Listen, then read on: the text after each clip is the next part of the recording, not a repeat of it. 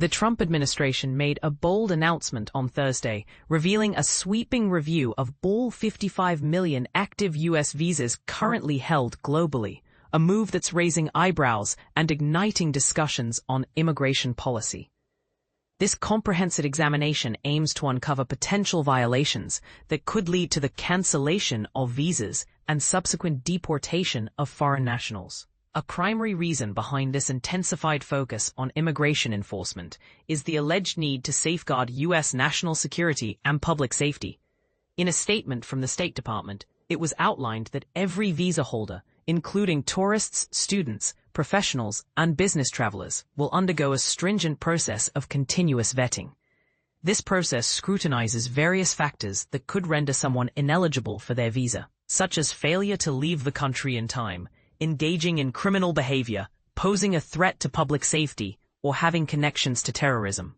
The review isn't merely a paper exercise. It involves delving into visa holders' social media activities, scanning law enforcement and immigration records from their countries of origin, and flagging any infringements of U.S. laws. This heightened level of scrutiny has prompted a range of opinions, resonating with the statement. Do you believe it's essential for national security to thoroughly review active U.S. visas, or does it cross the line into privacy infringement? Earlier this year, new regulations were enacted that mandate individuals to disable privacy settings on their electronic devices during visa interviews, thus allowing authorities to collect more data. Furthermore, the administration recently obtained access to extensive immigrant tax records from the Internal Revenue Service, IRS, providing a means to check for violations more effectively. Should any infractions be identified, visa cancellations may follow, with potential deportation for those already residing in the United States. Additionally, the State Department is deliberating an initiative requiring visa applicants to post bonds up to $15,000, adding another layer of complexity to the entry process into the U.S. Among the 5 million Indian nationals reportedly holding active U.S. non-immigrant visas, including B1, B2 visit visas, F1 student visas, and H-1B work visas, about 1 million are already in the U.S. This ongoing review significantly extends a previous vetting strategy that had primarily targeted students engaged in pro-Palestinian or anti-Israel activities, an approach that sparked considerable controversy, as the administration labeled these actions as promoting anti-American or anti-Semitic ideologies.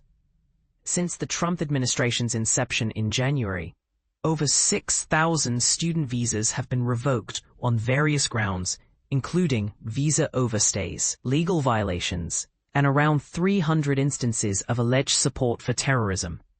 In another related development, Secretary of State Marco Rubio announced a halt on worker visas for commercial truck drivers following a tragic accident in Florida. In this incident, an Indian Sikh individual illegally residing in the U.S. made a dangerous U-turn, resulting in 3 fatalities.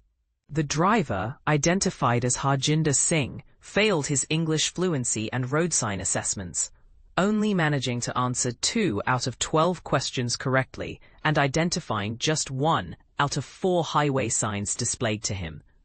Rubio expressed significant concern, stating, "The growing number of foreign drivers operating large tractor-trailer trucks on American roads is threatening lives and undermining the livelihood of American truckers." An estimate by the Sikhs Political Action Committee, Sikhs PAC, noted that in 2018, approximately 150,000 Sikhs worked within the U.S. trucking sector, with around 90%, about 135,000, employed as drivers. But here's where it gets controversial. As the administration takes these steps, many are left questioning, is the balance between national security and individual privacy being struck correctly? How do you feel about these new measures? Do they make you feel safer or more concerned about your privacy? We encourage you to share your thoughts and engage in this crucial discussion.